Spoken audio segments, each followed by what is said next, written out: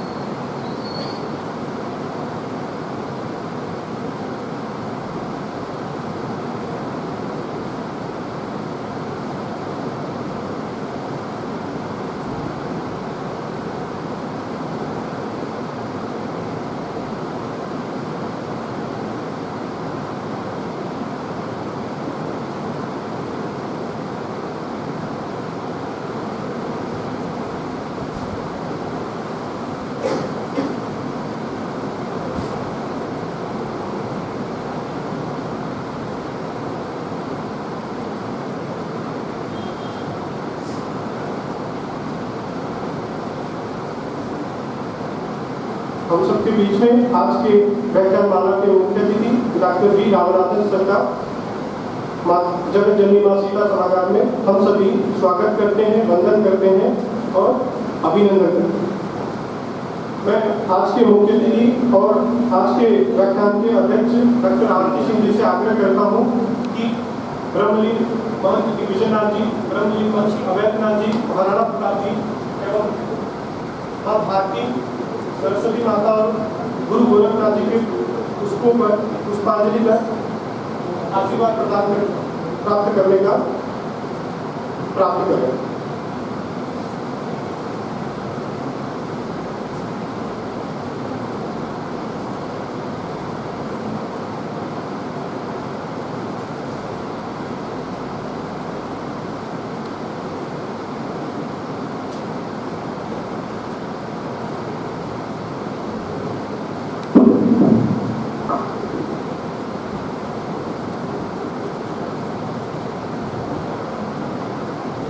मैं आज के अतिथियों से आग्रह करता हूं कि आप सभी अपने स्थान को ग्रहण करें।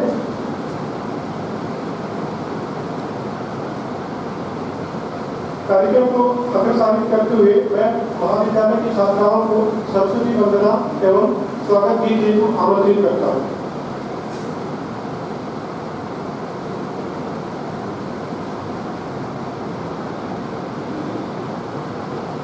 भारत में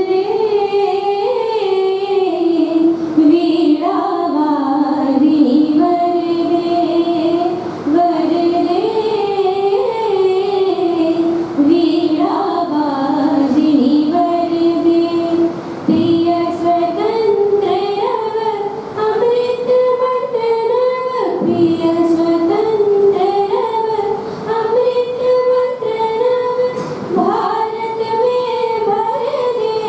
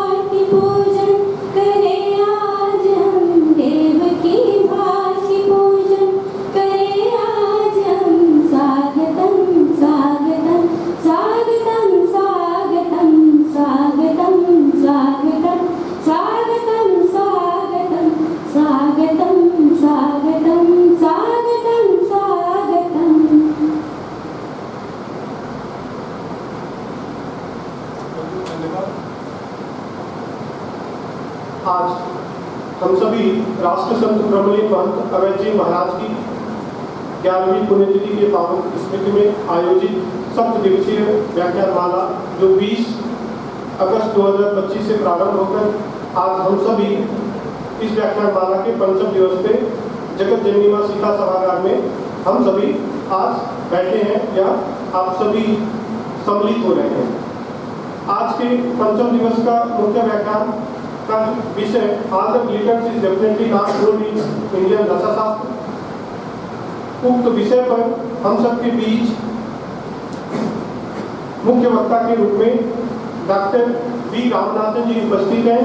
आप भारतीय प्रौद्योगिकी संस्थान बनारस हिंदू विश्वविद्यालय वाराणसी के रसायन शास्त्र विभाग में एसोसिएट प्रोफेसर के रूप में कार्यरत हैं। आप फुल ब्राइट एवं इनियास फेलो भी हैं। आप member of research council for history of science. आप member of cat for science and Indian knowledge system government of India और आप chairman position paper on IPS Karnataka NEP के लिए भी मनोनीत हैं। ऐसे मां भारती के सपूत को हम सभी आज के व्याख्यानमाला के मुख्य अतिथि के रूप में पाकर महाविद्यालय परिवार हम सभी गौरवान्वित हैं और मैं आज के व्याख्यान के अध्यक्ष डॉक्टर आरती सिंह जी से आग्रह करता हूं कि आज के मुख्य अतिथि डॉक्टर वी रामनाथन जी को स्मृति चिन्ह और पुष्प प्रदान कर सम्मानित कर महाविद्यालय की तरफ से आशीष वचन प्राप्त करने का कष्ट करें।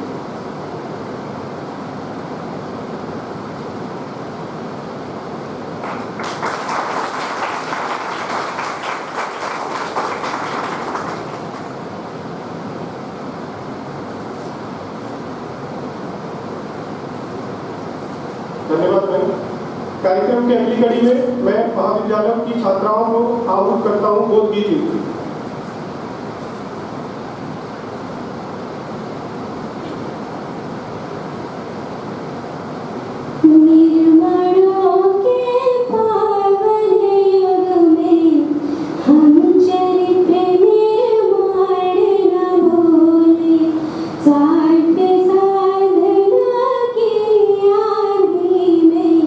वसुधा का कल्याण न बोले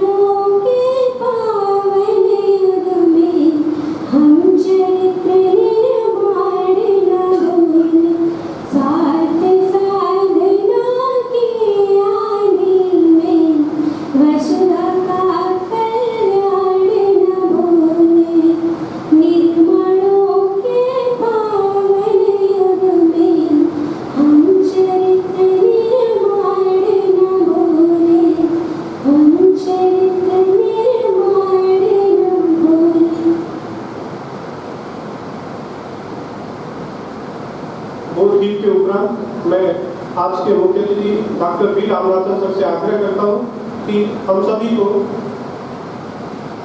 on glitter systematic not board in Indian रसाशास्त्र विषय पर हम सबका ज्ञानवर्धन करें।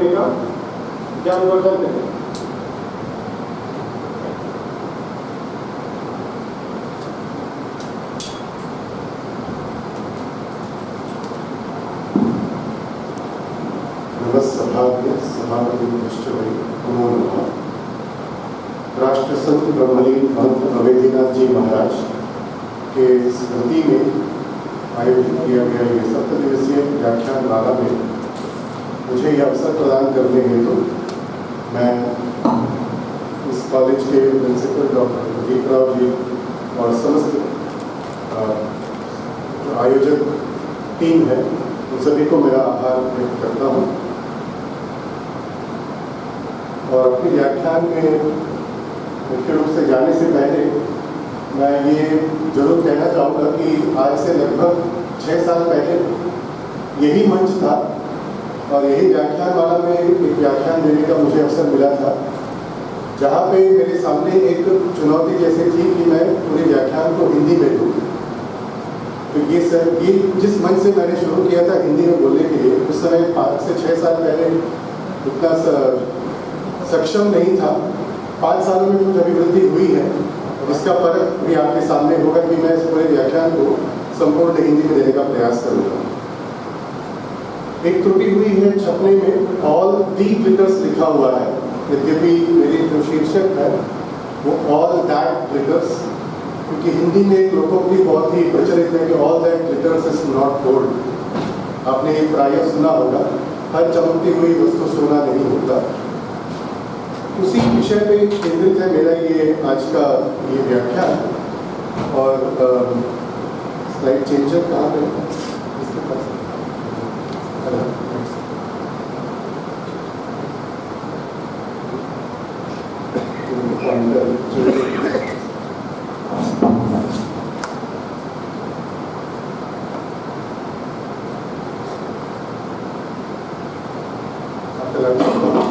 लंबा है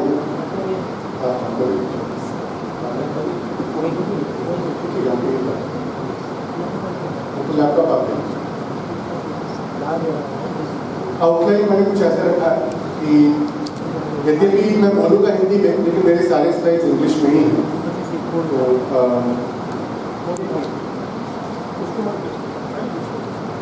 तो हमारे भारत के संविधान में धातुओं का क्या हेरिटेज रहा, उसके ऊपर थोड़ा टिप्पणी करते हुए यहाँ पर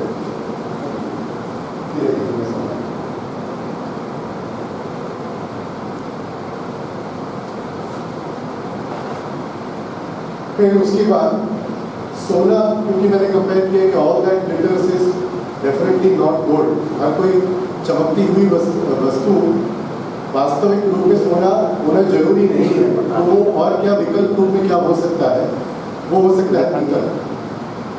जब पीतल के संदर्भ में हमने बात करने से पहले मुझे थोड़े तांबा के ऊपर मैं कुछ बोलूँगा। और तांबे के साथ जब आप जस्ता मिलाएंगे तो वो बनेगा पीतल। और पीतल क्योंकि सोने के जैसे दिखेगा, तो वो पीतल को इंट्रोड्यूस करने के लिए मुझे तांबा और जस्ता उसके बारे में बोलना पड़ेगा। फिर उसके बाद में जो ये गोल्ड है, all that glitters is not gold के ऊपर कह करके अपना व्याख्यान को समाप्त करूँगा। और जैसे मैंने बोला कि मैं आभार व्यक्त करता हूँ डॉक्टर प्रदीप राव जी को, डॉक्टर इक्ष्वाकु प्रताप जी को, और जो संचालक कर रहे हैं डॉक्टर मनीष कुमार त्रिपाठी, उनको विशेष रूप से मेरा धन्यवाद, क्योंकि उनके माध्यम से ही मुझे इस कॉलेज से संपर्क बना और मैं अभी आपके सामने हूँ। क्योंकि मैं रसायन शास्त्र का छात्र हूँ, तो ये गर्व के साथ हम कह सकते हैं कि नोबेल लॉरेट ने केमिस्ट्री के बारे में क्या कहा। उन्होंने कहा कि the country which is in advance of the rest of the world in chemistry will also be foremost in wealth and in general property. अर्थात जो देश अपने रसायन शास्त्र में बहुत ही सबल है, बहुत ही वो विख्यात प्राप्त कर चुका है, तो वस्तुतः वह देश भी आर्थिक स्थिति में सर्वोच्च स्थान पर ही होगा। ये मेरी कथनी नहीं है, नोबेल लॉरेट विलियम रैमसे की कथनी है। अब इसको आप स्मरण में रखते हुए इस ग्राफ को जो है इस पे ध्यान दीजिएगा। ये एंगस मैडिसन नामक एक अर्थशास्त्री थे, हैं अभी भी, यूनाइटेड किंगडम के अर्थशास्त्री हैं ये, और इनको यूनाइटेड नेशन के लेवल में प्रोजेक्ट मिला हुआ था जिसके अंतर्गत उनको बोला गया था कि पिछले 2000 वर्षों का वैश्विक आर्थिक स्थिति को परखा जाए। उसका जो परिणाम है वो इस ग्राफ के माध्यम से आपके सामने है। तो इसमें आप देख सकते हैं कि शुरुआती जो साल है हम उसको 0 अगर माने, अब फर्स्ट AD ईसा पूर्व पहले शताब्दी से अगर लेकर के देखें तो यह काम ईसा पूर्व पहली शताब्दी से लेकर के 2000 वर्ष तक का ये स्टडी है। उसमें आपको क्या देखने को मिल रहा है कि 1500 साल तक मुख्य रूप से भारत और चीन यही दो देश थे जो विश्व के आर्थिक संपदा में अधिकाधिक योगदान दे रहे थे। यहाँ तक इतना भी बोला जाता है कि 33% का कंट्रीब्यूशन रहा था भारत का वैश्विक आर्थिक संपदा के प्रति। अब 1500 के बाद क्या हुआ, धीरे धीरे ये नीचे गिरता गया।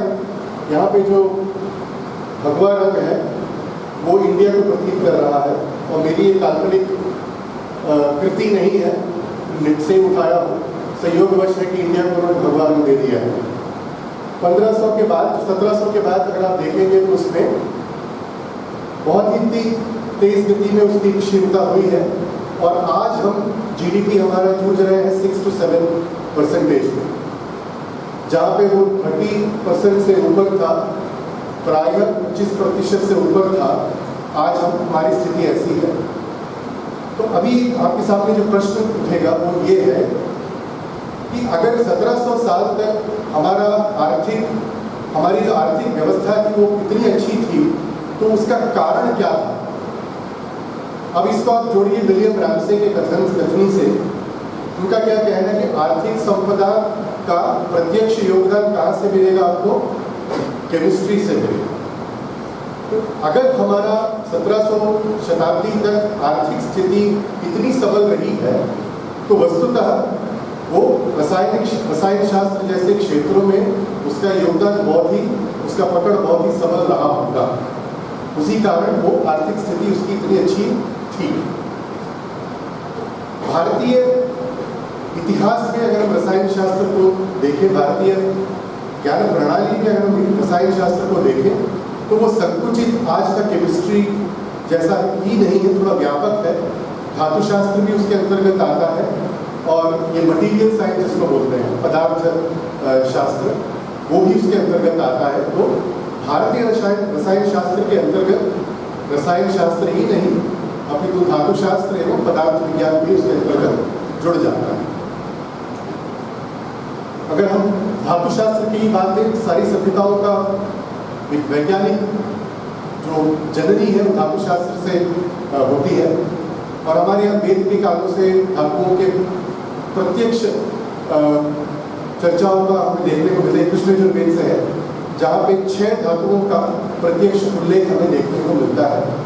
फिर सोना, चांदी, लोहा, तांबा, सीसा और टिन, हिरण्य, अयन, सीसा, त्रपु, श्यामा और लोहा। तो यहाँ पे हिरण्य सोना है, अयन चांदी है, सीस यानी शीशा, त्रपु यानी टिन, श्यामा यानी ये तांबा, और लोहा यानी लोहा। श्यामा यानी लोहा, और यहाँ पे लोहा जो है वो तांबा है, कृष्ण यजुर्वेद के काल में। इसके पीछे मैं कारण के ऊपर नहीं जाऊँगा, बट इतना आप समझिए कि वैदिक काल से हमारे पास 6 धातुओं का प्रत्यक्ष वर्णन सटीक रूप से देखने को मिलता है। और अगर हम मानवीय विकास को जोड़ करके देखें तो ये तो एक इतिहास से हमें पता चलता है कि पाषाण काल था। पाषाण काल के बाद जो था वो ताम्र युग आया, कॉपर एज। फिर उसके बाद कांस्य युग आया, ब्रॉन्ज एज। फिर उसके बाद आयरन एज, जो लोहा का हम बोलते हैं, लोहा का युग। वर्तमान काल लोहा का युग का अगर आप क्या बोलते हैं उसको,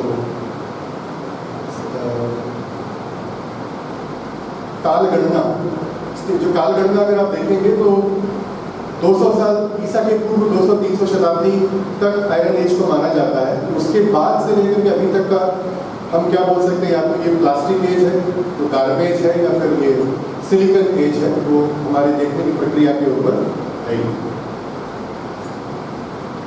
तो यहाँ पे जो हमें पहले सबसे वेद काल में तो हमें देखने को मिलता है, क्योंकि वेद एक श्रुति परंपरा रही हमारे अंतर्गत, वो लिखित उसका प्रमाण हम खोजने को जाएंगे तो नहीं मिलेगा। लिखित प्रमाण के आधार पे अगर हम धातुओं का वर्णन सर्वप्रथम ग्रंथ में किसी में देखते हैं तो वो इस ग्रंथ में पाया जाता है, जहाँ पे जो पहला वाक्य है वो सोना के विभिन्न रूपों को दर्शा रहा है। जाम्बूनदम, शातकुंभम, हाटकम, वैणवम, श्रृंगशुक्तिजम, जातरूपम, रसविद्धम, आकरोद्धतम च सुवर्णम। यहाँ पे सुवर्ण नाम आपसे परिचित, आप उनसे परिचित होंगे, लेकिन ये जो सारे 10 शब्द हैं, सारे सोने के पर्यायवाची अथवा सोने के विभिन्न रूप, उनका वो वर्णन यहाँ पे किया जा रहा है।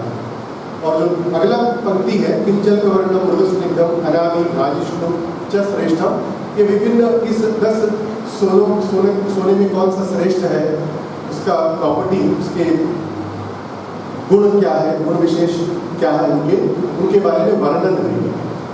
अभी मेरा आपसे ये प्रश्न है, आप इतना अनुमान लगाइए कि मैं किस ग्रंथ की बात कर रहा हूँ। ग्रंथकार को भी अगर आप जानते हैं तो बता सकते हैं, लेकिन ये मेरा दावा है कि अगर मैं ग्रंथ बता दूँ तो आपको ग्रंथकार स्वयं मालूम होगा पक्का। लेकिन आप इतना अनुमान लगाइए कि ये मैं किस ग्रंथ की बात कर रहा हूँ।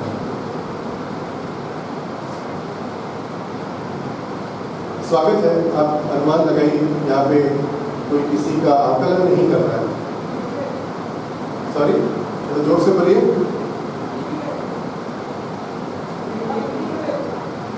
क्या बोल रहे हैं? ऋग्वेद। धन्यवाद, बैठिए। ये मैं यही में चाह रहा था कि कोई उठ करके बोले कि वेद से है, लेकिन हमारे यहाँ एक मानसिकता बन गई है, कुछ भी संस्कृत में लिखा हुआ तो वेद का ही होगा। बिल्कुल ये ऋग्वेद का नहीं है। अगर ऋग्वेद का नहीं, कोई दूसरा उठ करके ये ना बोल देंगे अथर्ववेद का है या सामवेद का है या फिर यजुर्वेद का है, कि वेद का है ही नहीं। अब वेद का नहीं तो कोई उठ करके ये ना बोले कि उपनिषद का है, नहीं उपनिषद का भी नहीं है, इतिहास पुराण का भी नहीं है। तो चलिए ये सब तो कट गया पता है इसका। अब अनुमान लगाइए किस ग्रंथ की बात कर रहा हूँ मैं।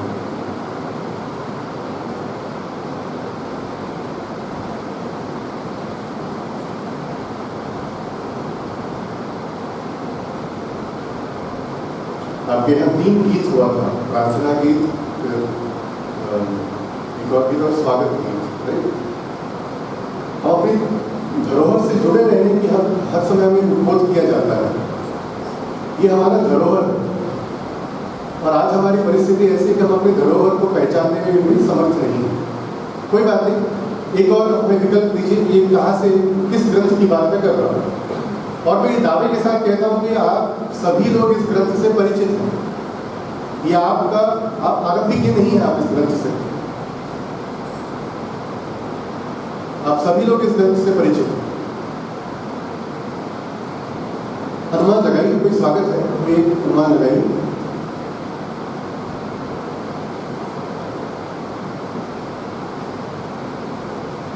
बच्चे टीचर्स के डर से अनुमान नहीं लगा रहे हैं और टीचर बच्चों के शर्म से अनुमान नहीं लगा रहे हैं कि कहीं गलती हो तो फिर बच्चे हमारा मजाक में उड़ाते हैं। कोई भी अनुमान लगाए प्लीज, बोलिए। Bhagavad Gita, very good, that was somewhat is expected.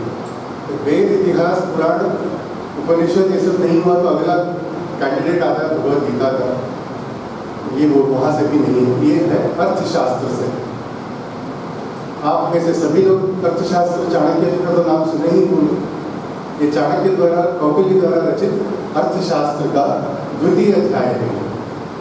अब अर्थशास्त्र को सभी लोग अर्थशास्त्र इकोनॉमिक्स या पॉलिटिकल साइंस से जोड़ते हैं, लेकिन वो जब कौटिल्य जब ये ग्रंथ को रच रहा था, वो उसकी परिकल्पना क्या थी कि ये साम्राज्य अगर संपन्न होना है तो उस संपन्नता को किन किन आयामों से हम देख सकते हैं।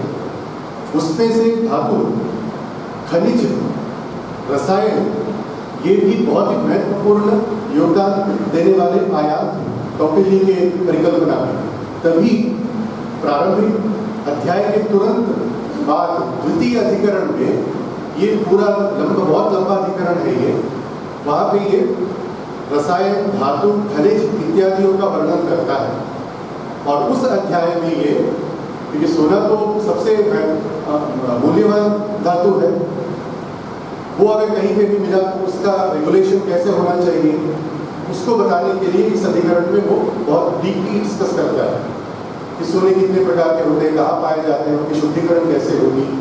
और यहाँ तक मेरी मजे की बात इसमें यह है कि अधिकरण के अंत में वो मैं उस श्लोक को भी दिखाऊंगा, लेकिन अभी यहाँ यहीं पे बोल देता हूँ कि वो 16 प्रकार के सोने को बनाने का प्रक्रिया बताता है। आज हम में से जितने भी हैं जो सोने का आभूषण पहने हैं, प्रायः हम कितने कैरेट का होता है, ये 22 कैरेट का होता है। और इसी का सोने की दुकान में जाएंगे खरीदेंगे तो वो क्या एक संख्या बोल करके बेचता है 916, 916 अथवा 91.6।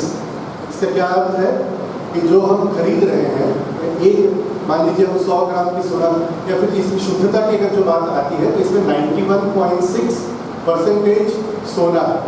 बाकी जो 8.4 है वो अन्य धातु है, जिसके कारण इसमें वो दृढ़ता आती है सोने के आभूषण।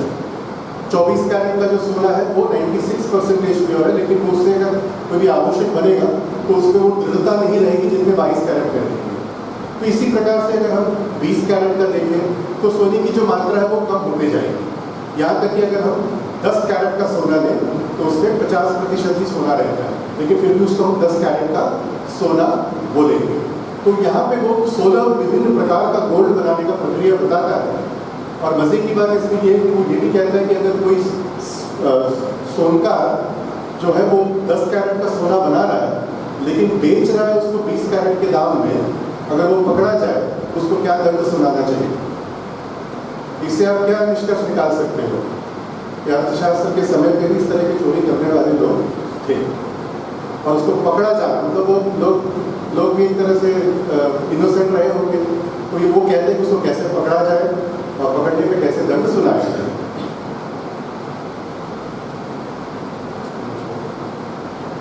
गोल्ड के बाद आते हैं जैसे पीतल, ब्रास। पीतल जैसे मैंने कहा था, तांबा और जस्ते का मिश्र धातु है ये पीतल।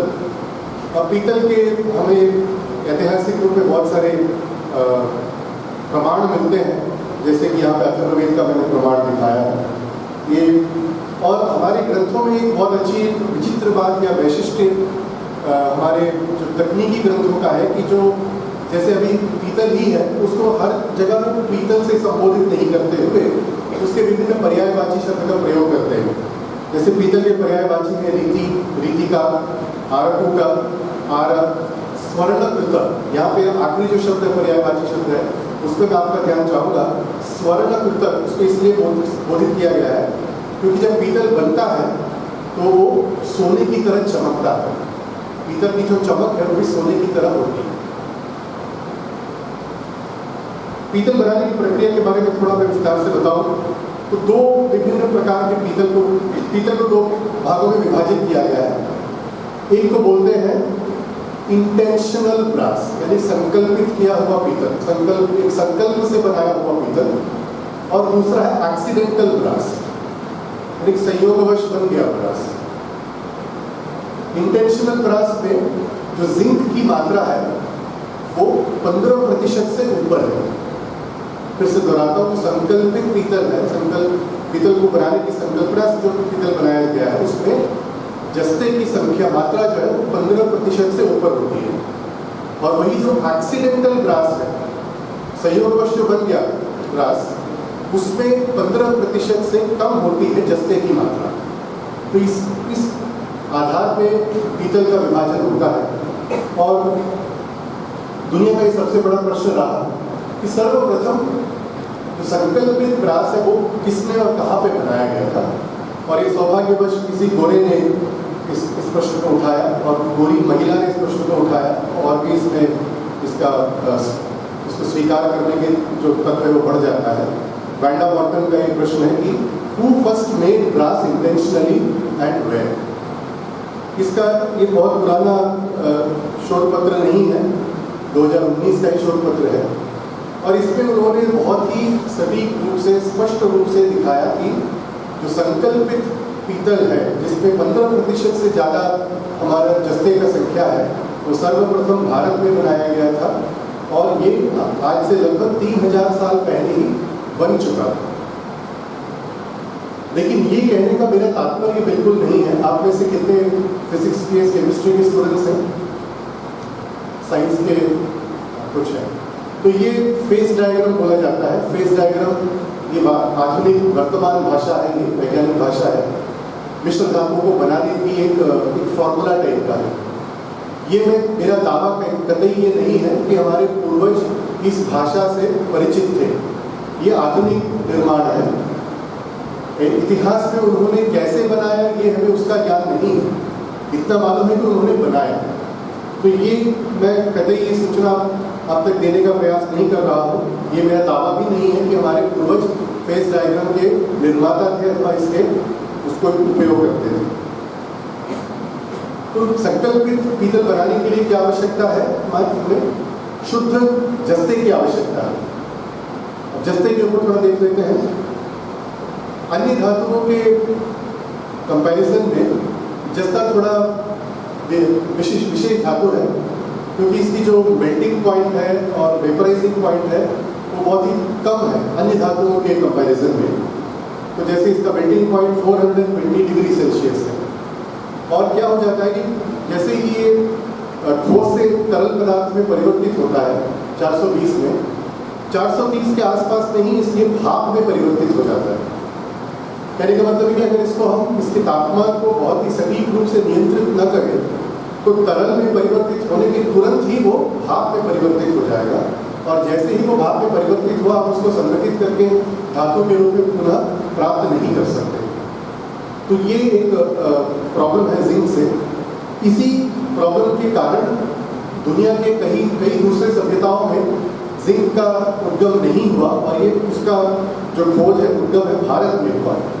और जैसे पीतल के अनेक पर्यायवाची थे, जस्ते का भी अनेक पर्यायवाची शब्द है। यशद, तुत्थ, खरपर, यशद से ही जशद बनता है। जहाँ जहाँ यह है, आपने पूर्वांचल में भी देखा होगा, बंगाल में, बिहार में, असम में, गुजरात में भी या का ज में परिवर्तित हो जाना। यमुना को जमुना बोलेंगे, यशोदा को जशोदा बोलेंगे। तो इसी तरह से यशद को जशद और जशोदा का अपभ्रंश लोक व्यवहार में जस्ता जो आज प्रचलित है। और तुत्थ, आज हिंदी के वाङ्मय में भी तुत्थ शब्द प्रयोग होता है, लेकिन आज तुत्थ का अर्थ क्या है? आप में से कोई बता सकता है तुत्थ, हिंदी शब्द तुत्थ का अर्थ क्या है? यहाँ पे अधिकांश इस बैकग्राउंड को शुरू हुए ह्यूमैनिटीज। कॉपर सल्फेट का नाम आप लोगों ने सुना होगा, तुत्थ उसको बोलते हैं। लेकिन तुत्थ का अर्थ जिंक भी है। इसका प्रमाण हमें कहाँ से मिलता है? क्योंकि जो पर्शियन, यहाँ से जो हमारी वेस्ट की ओर जो ये ज्ञान बढ़ा, तो आज भी जो है पर्शियन भाषा में, अरबी भाषा में और तुर्किश भाषा में देखेंगे तो इसको तूतिया के नाम से इसका संबोधन होता है। तो इससे पता चलता है कि जो संस्कृत का वाङ्मय तुत्थ था वही परिवर्तित हुआ तूतिया में और जो ये ईस्ट की तरफ बढ़ा, दक्षिण भारत के माध्यम से जो जापान, चाइना, कोरिया वगैरह में गया। आज भी जो मेरी मातृभाषा तमिल है उसमें इसको तुत्थ ही बोलते हैं। और उसके कारण क्योंकि वहाँ से चाइना में गया, चाइना में आज भी जिंक का जो संबोधन है वो तुत्तनाग है। तो यहाँ से आप देख सकते हैं कि कैसे एक हमारा धरोहर का जो वाङ्मय है वो विभिन्न कालों में दूसरे जगहों में जाकर के पहुँचा और आज भी वो प्रचलन में है। तो यहाँ पे भारत में जिंक यानी जस्ते का जो ये प्रोडक्शन है कैसे हुआ उसका उल्लेख हमें इस रस समुच्चय और उससे पहले रस प्रकाश सुधाकर नाम के ग्रंथ से मिलते हैं, जो कि आज से लगभग 1500 साल पुराने हैं। ये उसके बनाने की विधि है, क्योंकि आप लोग केमिस्ट्री मेटलर्जी से नहीं है तो मैं इसमें डिटेल में नहीं जाऊँगा।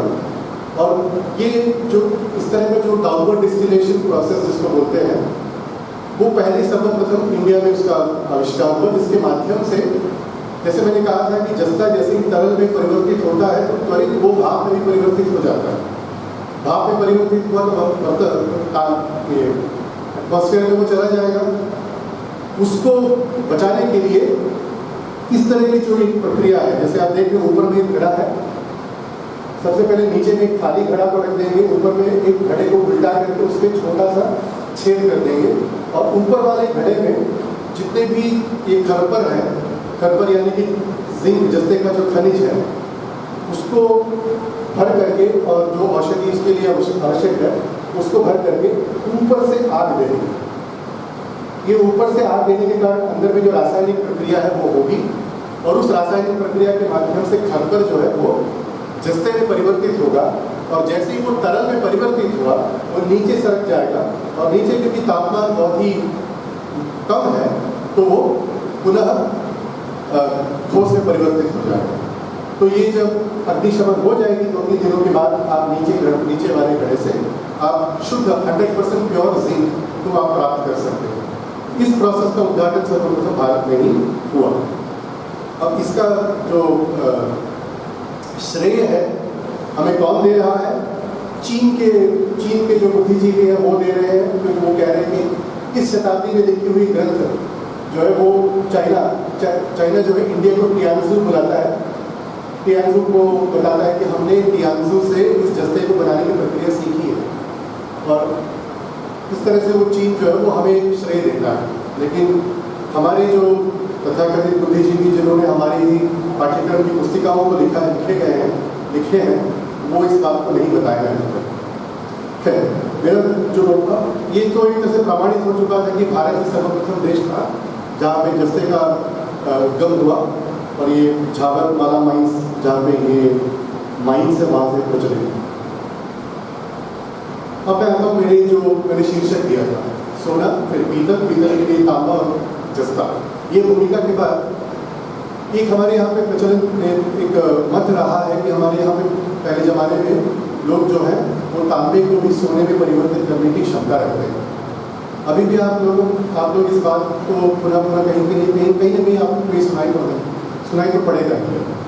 एक ज़माना था जब हमारे यहाँ जो धातु है उसको सोने में परिवर्तित किया जाता था। ये मैं इसमें अभी एक तरह से अपना फाइनल वर्डिक्ट तो नहीं कहूँगा, मेरा अभी इस शोध में मैं कर रहा हूँ, एक तरह से वर्क इन प्रोग्रेस है ये। अभी तक का मेरा जितना इसमें पकड़ है ये तो असंभव है।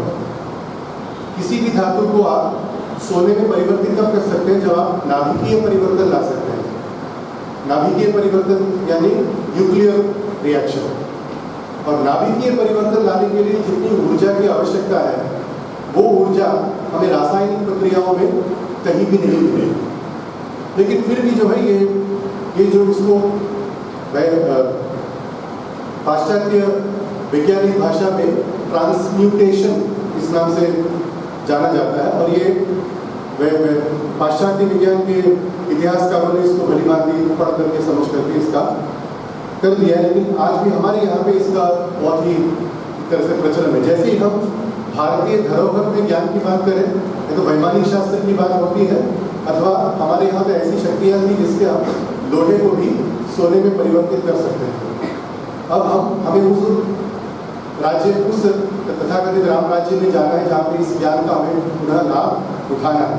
प्रायः हम ये इसी बात को सुनते आए हैं अभी क्योंकि NEP के बाद इंडियन नॉलेज सिस्टम इतना बढ़ावा दिया जा रहा है तो कुछ भावुक होकर के कुछ लोग फिर से ऐसे बोलेंगे कि हमें वापस विमान शास्त्र के विज्ञान को ढूंढना है अथवा तांबे या लोहे को सोने में परिवर्तित करने वाले जो विज्ञान थे उसको पुनः लाना है।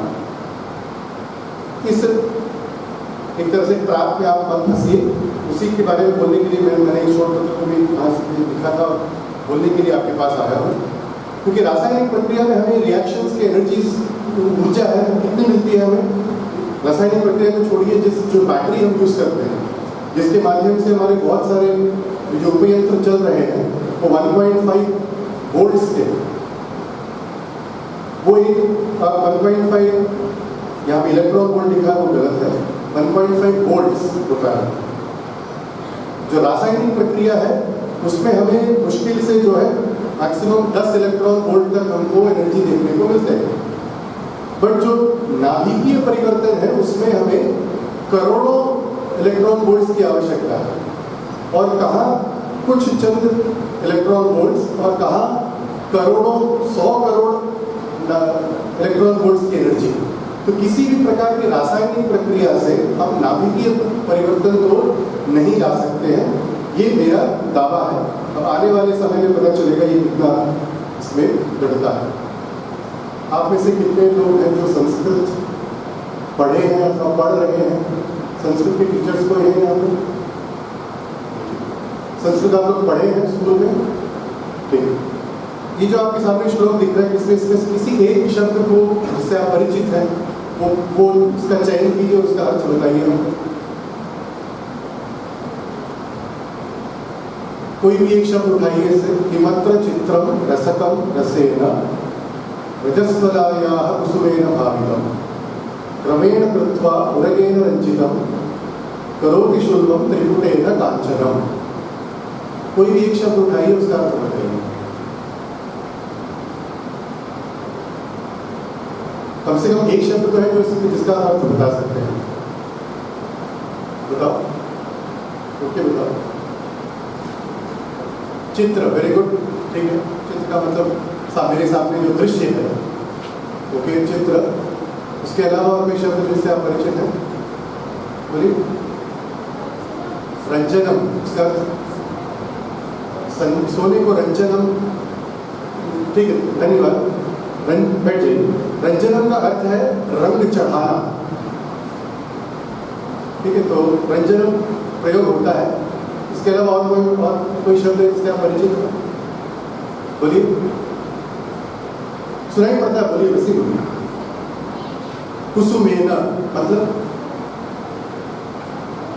Very good. कुसुम का अर्थ है फूल, कुसुम से, कुसुमेन यानी षष्ठी तत्पुरुष जो आपका कर्तानी कर्म को करण से के द्वारा संप्रदान होते हैं अपादान से संबंध रखता है कि तो पुष्प से वो आप कुसुमेन, वेरी गुड।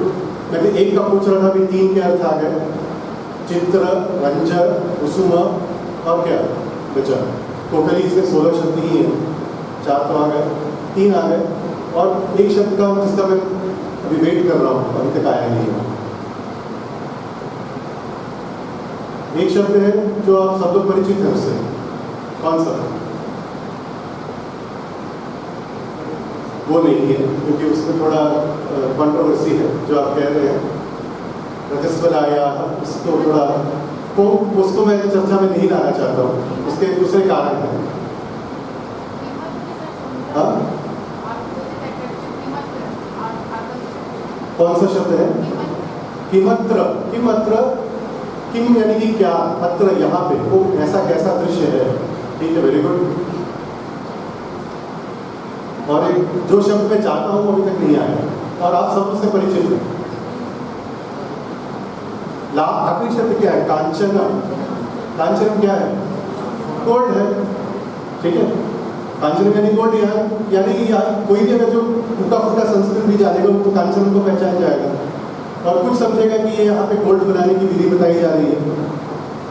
करोति शुल्बम त्रिपुटेन कांचनम, करोति कर रहा है, यानी कि किसको कर रहा है? शुल्ब को कर रहा है। शुल्ब अर्थात तांबा, तांबे का दूसरा पर्यायवाची है शुल्ब। शुल्ब से ही बनता है जो इंग्लिश में हम यूज करते हैं सल्फर। शुल्बस्य अरिहि इति शुल्वारी, गंधक का एक पर्यायवाची है शुल्वारी, और शुल्वारी से बना है सल्फर। तो शुल्ब यहाँ पे तांबा हुआ। करोति शुल्बम त्रिपुटेन कांचनम, यानी कि तांबे को सोने में बनाने की प्रक्रिया के बारे में बोला जा रहा है। टूटे फूटे संस्कृत से ये तो पता लग जाता है, लेकिन वास्तव में ये पीतल बनाने की प्रक्रिया बताई जा रही है। किमत्र चित्रम रसकम रसेन, रसक यानी कि खरपर का दूसरा नाम है रसक। तो खरपर को अभी आखिरी जो पंक्ति है, करोति शुल्बम, शुल्ब, अभी मैंने बताया था तांबे को आप जस्ते से मिलाओगे तो आपको पीतल मिलेगा। और कांचना का शब्द क्यों यूज किया गया है? क्योंकि जब पीतल बनता है तो सोने की तरह चमकता है।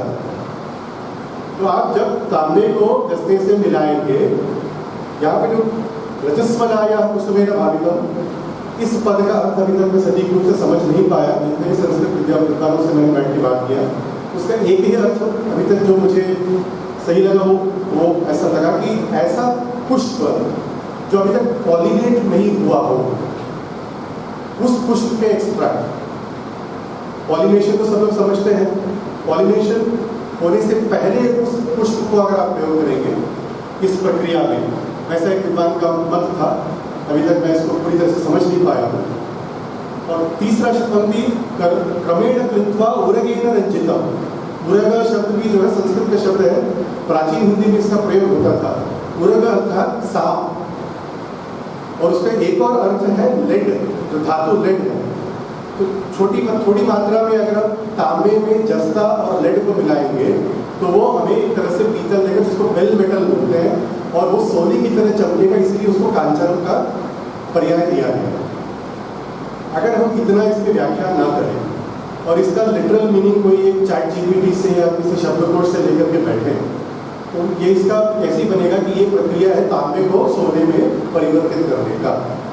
और इसके पीछे कोई एक तरह से जादू टोने वाला किताब भी कोई निकाल देगा, मेरे पास रहस्य है कैसे हमें तांबे को सोने में परिवर्तित करो, और उसको खरीदने के लिए 1000 रुपये टोली की तैयार हो जाएगी। और उसके होने के तुरंत बाद तो तथाकथित बुद्धिजीवी हम उसको नीचे दिखा करके बोलेंगे कि हमारे यहाँ पे देखो किस तरह के बुद्धिजीवी लोग हैं और क्या क्या बातें करते हैं, और उसको स्वीकार करने के लिए भी जो हमारे यहाँ की जो जनता है वो कितनी मतलब बुद्धिहीन है। इन सब से बचने के लिए हमें पहले भाषा को सटीक रूप से समझना है। तो इसीलिए कहा कि जो भी हम संस्कृत में देखते हैं उसको हम कर्मकांड वेद से न जोड़ करके उसको एक तकनीकी दृष्टिकोण से भी देखने का एक मानसिकता को उत्पन्न करें। पहले वो कम से कम मानसिकता हो, उसके बाद हम उसके सतह और गहराई दिखा सकते हैं। राइट, मेरा समय होता जा रहा है, बट जैसे ये रसद समुच्चय का इसको भी आप श्लोक को अगर आप मैं ट्रांसलेट करने बैठूं तो लिटरल ट्रांसलेशन यही होगा कि मैं तांबे को सोने में परिवर्तित कर रहा हूँ। बट यहाँ पे क्या किया जा रहा है, यहाँ पे भी पीतल को बनाने का विधि बताया जा रहा है। जैसे आखिरी शब्द का पढ़ेंगे, शुद्ध ताम्रम रसम तारम शुद्ध स्वर्ण समप्रभम। शुद्ध स्वर्ण समप्रभम, सोने जैसा उसका प्रभा है। प्रभा यानी उसकी आभा। तो इस तरह से जो हमारे यहाँ पे तकनीकी ग्रंथों में एक अलंकृत भाषा का प्रयोग, भाषा इतनी मतलब सक्षम थी, इतनी विहंगम थी कि उसके अलंकार करने के लिए, अलंकार कब करते हैं, कोई गरीब के घर में जाकर के थोड़ी हम अलंकार की अपेक्षा कर सकते हैं। जब हम बहुत ही समृद्ध हो तभी हम अलंकार की परिकल्पना भी कर पाएंगे। हमारी यह भाषा इतनी मतलब समृद्ध थी कि वो उस अलंकार करने के लिए इतने सारे प्रयोग हुआ करते हैं। अब हम उस भाषा से अनभिज्ञ हो चुके हैं, और जो तथाकथित पाश्चात्य बुद्धिजीवी इन सब चीज़ों के रूपांतर किए थे, तो वो इन सब पृष्ठभूमि को नहीं रख करके उन्होंने रूपांतर किया, जिसका हम अभी डामाडोल हो चुका है एक तरह से। अभी हम भी एक तरह से इन सब नैरेटिव्स में पढ़ करके फंसेंगे कि हाँ हमारे यहाँ पे तो तांबे को सोने में परिवर्तित करने की प्रक्रिया थी, और वही भारतीय ज्ञान है। इसलिए मैंने अपने शीर्षक का, व्याख्यान का शीर्षक रखा, all that glitters is definitely not gold in Indian रसायन शास्त्र। क्योंकि वो चमकने वाला क्या हो सकता है, वो पीतल भी हो सकता है। अगर आप इस रसरत्नाकर का अगर आप इस श्लोक को देखोगे, यहाँ पे तो साफ लिखा है, एतत् ताम्रम त्रिभागम। ताम्रम यानी कि कॉपर, त्रिभागम मतलब 3 भाग उसका। स्यात् भागः पंचैव हाटकम। हाटकम अर्थात सोना। अब सोने का 5 भाग लो, तांबे का 3 भाग लो, रौप्यम, इससे कोई अर्थ बता सकता है क्या है रौप्यम का मतलब? रौप्यम शब्द से रुपया बना, एक्चुअली जो रुपया का जो प्रयोग करते हैं, रूप इति रौप्यम, रौप्य से रुपया। तो रूप का क्या अर्थ है? रूप का अर्थ है चांदी एक्चुअली, क्योंकि चांदी के सिक्के, सोने के सिक्के का काल गया, उसके बाद चांदी का सिक्का बना, उसके बाद तांबे का सिक्का बना। तो हमारे आर्थिक संपदा की जो क्षीण गति है उसकी भी एक तरह से प्रतीकात्मक रूप नहीं है। सोने के सिक्के से लेकर के चांदी का सिक्का, फिर तांबे का सिक्का। अभी जो सिक्का बन रहा है तो एल्यूमिनियम का सिक्का है, तो जिसमें 10 रुपये बनता पता भी नहीं कि वो 10 रुपये का मूल्य है कि नहीं उसमें। 3 भाग तांबे का, 5 भाग सोने का, और द्वयम 2 भाग चांदी का, इसको आप लेकर के कैलकुलेट करेंगे तो ये 10 कैरेट सोने का यहाँ पे बात किया जा रहा है। 10 कैरेट का सोना मतलब इसको सोने का ही हम दर्जा दे रहे हैं। तो ये फिर से अर्थशास्त्र का है। कंक्लूजन में मैं यही कहना चाहूँगा कि जो एल्केमी, जो पाश्चात्य विज्ञान में जो धातुओं को सोने में परिवर्तित करने की एक उनकी जो 300-400 साल का जो उनका एक शोध रहा, तथाकथित शोध रहा, वो उनके लिए वो ठीक था। लेकिन उस तरह का शोध हमारे ज्ञान के धरोहर में देखने को नहीं मिलता है। ये आज हम इसको बहुत लोग, कल भी मेरी डिस्कशन हो रही थी मीटिंग में, इंडियन एल्केमी बोल रहे हैं। एल्केमी का अरबी शब्द है अल-खीमी, और ये सब अरबी, क्योंकि अरबी जो बुद्धिजीवी थे वो ज्ञान भारत से उनको मिला था। उन्होंने बहुत सारे भारतीय ज्ञान को अपने अरबी भाषा में रूपांतर किया, और जो यूरोपीय बुद्धिजीवी हैं उनको वो ज्ञान अरबी के माध्यम से मिला। तो बहुत सारे नाम जो है वो अपने अरबी नाम से आज हम उसको जानते हैं। एक और नाम अलजिब्रा, अलजिब्र से, एल्गोरिदम, अल-ख्वारिज़मी से वो नाम आया। बट ये सब जो है, अल-ख्वारिज़मी स्वयं अपनी किताब में कहते हैं कि उसको एक गणित का ज्ञान भारत से प्राप्त हुआ।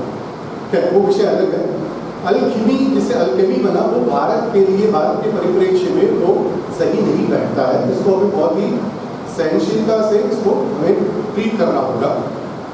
जैसे मैंने लिखा है कि पाश्चात्य बुद्धिजीवी जो है उन्होंने इसको मिसइंटरप्रिटेशन किया है, क्योंकि हमारे यहाँ पे अलंकृत भाषाओं का प्रयोग होता था, जिसको हम मेटाफोरिकल संस्कृत का, जिसके कारण उन्होंने उसको गलत रूपांतर किया, और उसको हमने गलत अर्थ से उसको जानने का गलती कर बैठे हैं हम लोग। अर्थशास्त्र में हमें विभिन्न प्रकारों का सोने को देखने को मिलता है। अगर हम मिस्र, मेसोपोटामिया और चीन के से तुलना करें तो इंडिया में बहुत ही व्यवस्थात्मक रूप से धातुशास्त्र बढ़ चुका था। मिस्र और मेसोपोटामिया में केवल सोने तक वो सीमित था, जिस कार्यकाल में भारत विभिन्न धातुओं और मिश्र धातुओं को बनाने में वो पारंगत प्राप्त कर चुका है। And understanding these texts required cultural context. जो आपका स्वागत गीत और जो प्रार्थना गीत में भी था, आप उसके वाक्यों में ध्यान से देखेंगे, निर्माण काल तो है, चरित्र निर्माण भी होना है। चरित्र निर्माण यहाँ पे किस तरह का चरित्र का हम परिकल्पना कर रहे हैं, जो भारतीय संस्कृति से जुड़ा हुआ चरित्र।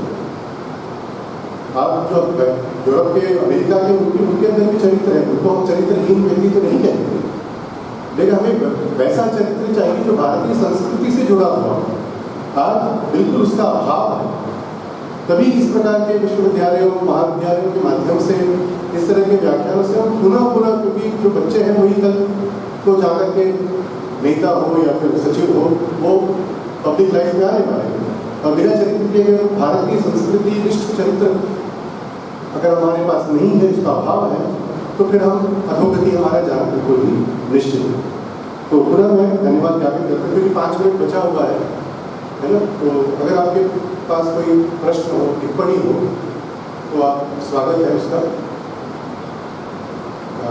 आप प्रश्न को भी पूछ सकते हैं, जो मुझे उत्तर मालूम हो कोई दूंगा, वरना आपको कुछ टिप्पणी भी करना हो, क्या जो मैंने एक मत रखा उस मत से आप सहमत नहीं है, या फिर आपका कुछ अलग मत है, तो भी आप उसको भी व्यक्त कर सकते हैं। स्वागत है।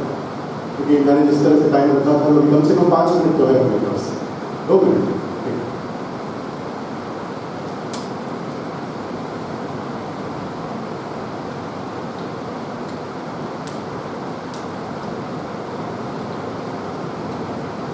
अगर प्रश्न नहीं है तो मैं पूरा धन्यवाद ज्ञापित करते हुए आप सबसे अनुमति लेता हूँ। नमस्कार।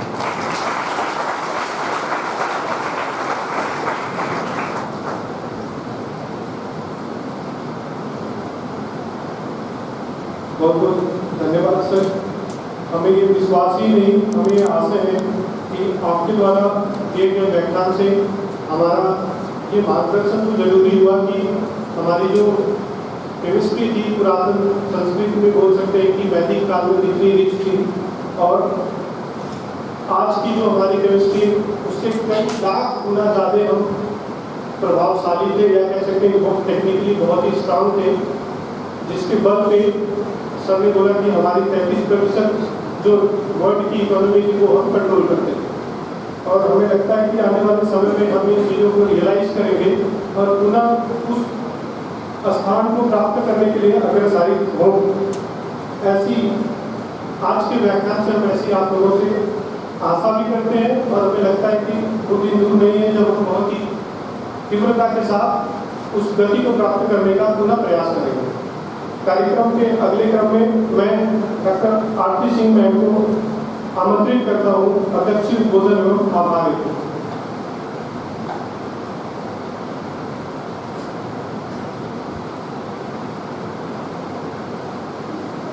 आज के इस कार्यक्रम में द्वय महंत आदरणीय पूज्यजन भक्ति और श्रद्धा के साथ श्रद्धा सुमन अर्पित करते हुए मैं नमन करती हूँ।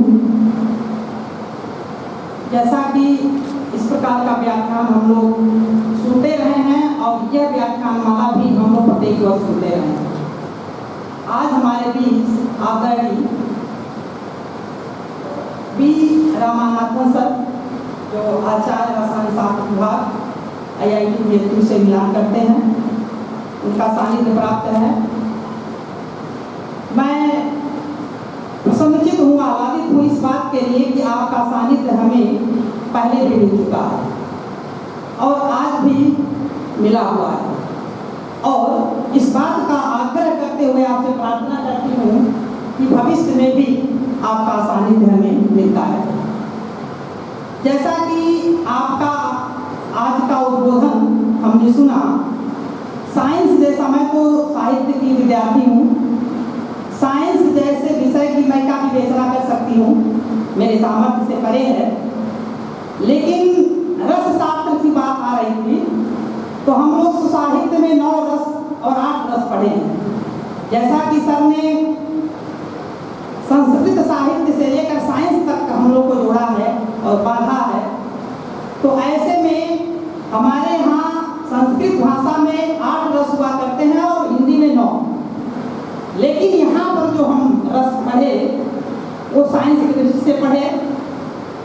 साइंस जैसे गूढ़ विषय, प्रयोगशील विषय, वैज्ञानिक विषय को हम इतनी सहजता से सुने समझें, ये हमारे लिए बड़े सौभाग्य की बात है और आपके कृपा की बात है हमारे ऊपर। हमने देखा कि सभ्यता के विकास से लेकर आज तक सभी धातुओं का हमने किस क्रम में प्रयोग किया है और क्या क्या उसमें सुधार हुआ है, कैसे उसका उद्गम हुआ है, कैसे बना है, कैसे उसमें परिवर्तन हुआ है, इन सारी प्रक्रिया को हमने सर के इस व्याख्यान में सुना और समझा।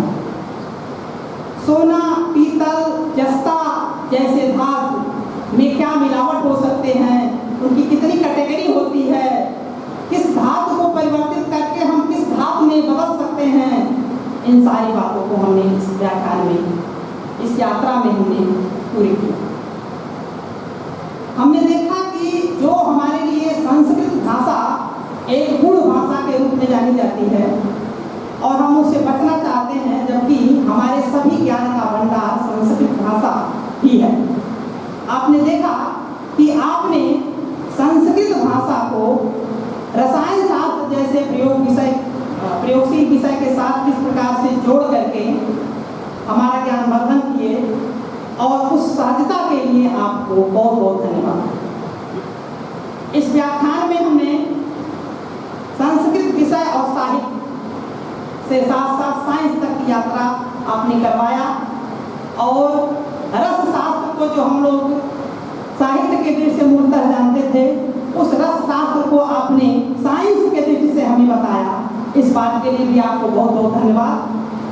हमारा ये कार्यक्रम ऐसे ही अनवरत चलता रहे, आपका सानिध्य हमें मिलता रहे, सुधी जन की एकाग्रता हमें मिलती रहे, हमारे भाई बंधुओं का सहयोग मिलता रहे और इसके साथ साथ हमारे आदरणीय आज के मुख्य वक्ता जी का ऐसे ही क्रमशः पुनः पुनः सानिध्य मिलता रहे, ज्ञान वर्धन आपके द्वारा हमारा होता रहे।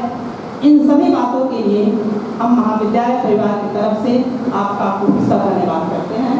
बहुत बहुत धन्यवाद। धन्यवाद मैम।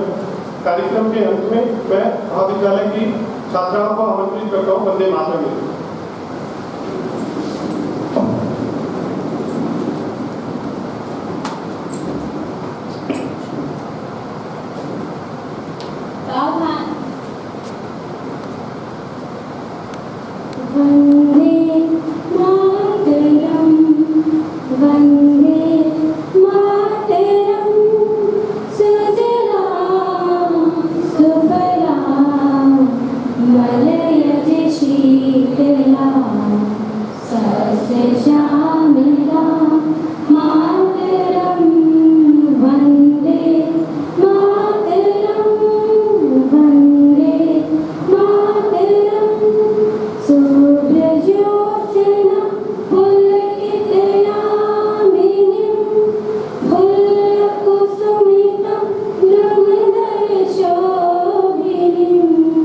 सुहासिनी